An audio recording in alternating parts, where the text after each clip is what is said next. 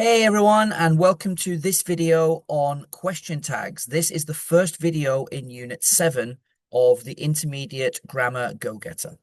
Now, question tags are something that native speakers will use all the time, but unfortunately, non-native speakers or students of English rarely use.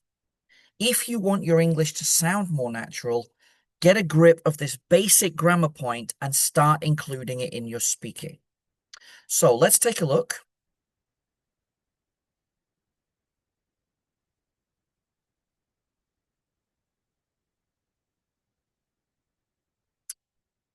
Okay.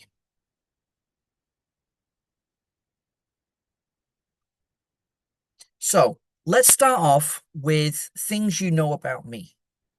Now, if you know me, if you've watched some of my videos before, you'll know more about me. If this is the first time you're watching one of my videos, there might not be much that you know. But hopefully you already know that my name is Liam. You should be able to work out, or you should know that I'm a teacher. I love football. And I put the next one in, I put a picture in for the next one. You've got a dog. Okay, so these are things that you know about me.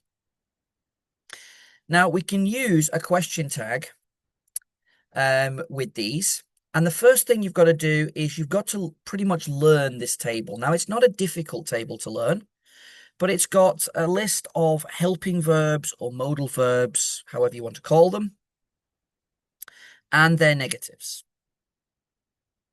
Okay, so do, don't, did, didn't. Notice there are a few missing from here. I couldn't fit them on the screen, but does, doesn't is not there. And must, mustn't is not on the end. So I put in a list of them, but almost all of them are there. And what you do is you find one of these in the sentence, you change it from positive to negative, or if it's already negative, you change it to a positive. And then you work out what this is. Is it I, you, he, she, we, they, or it? Your name is an it. So the question tag is your name is Liam, isn't it? Okay, have a look at the next one. You are. So we change are for aren't. The you is already there. So it's you are a teacher, aren't you?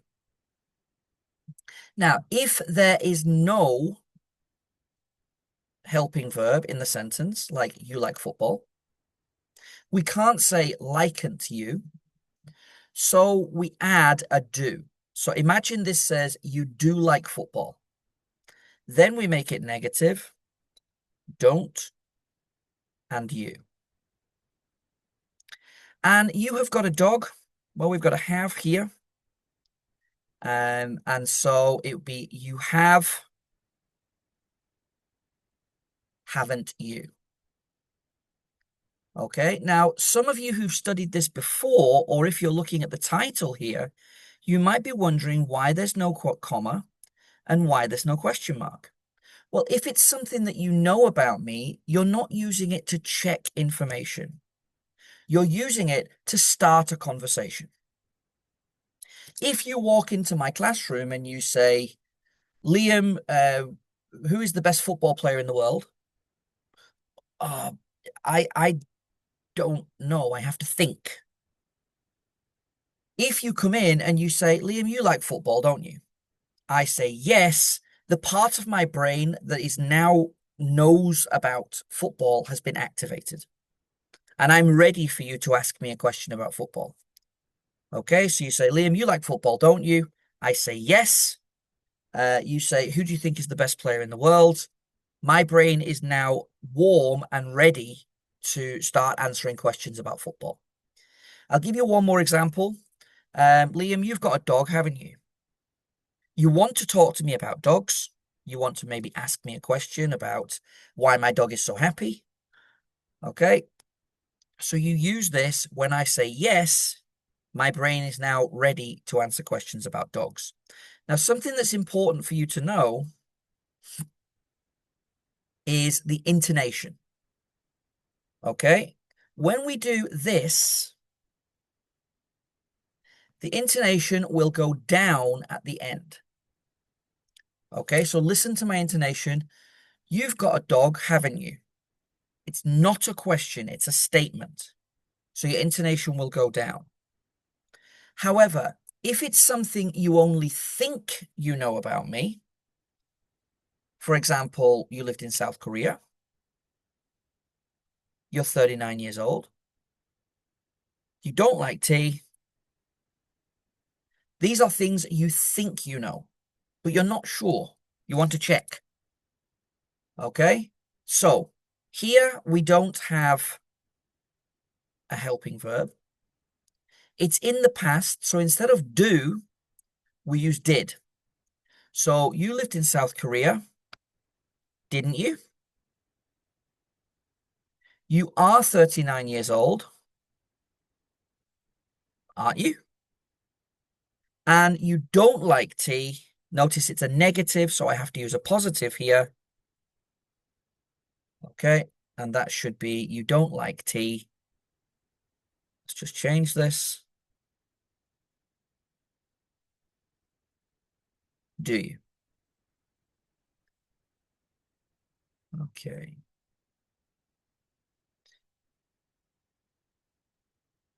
Now listen to the difference. You've got a dog, haven't you? You lived in South Korea, didn't you? Here is me in South Korea many years ago. This was actually my first year as a teacher. In 2008 was this photo was taken. But you're now using this to check information. So one more time. Your name's Liam, isn't it? No pause, downward intonation. This one, you don't like tea, do you? Upward intonation to show that you're asking a question.